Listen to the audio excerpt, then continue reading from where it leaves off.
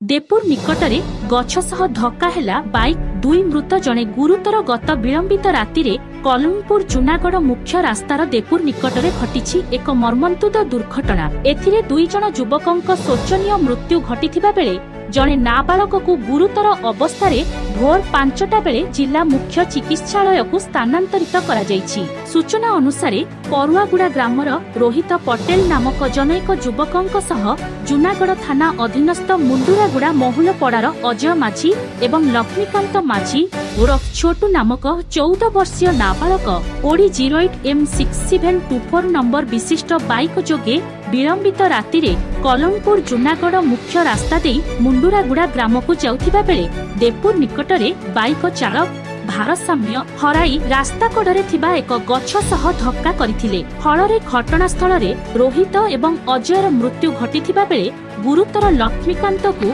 कलमपुर गोष्ठी स्वास्थ्य केन्द्र रे प्राथमिक चिकित्सा कराजिबा परे अधिक चिकित्सा पई जिला मुख्य चिकित्सालय को स्थानांतरित करा जायछि।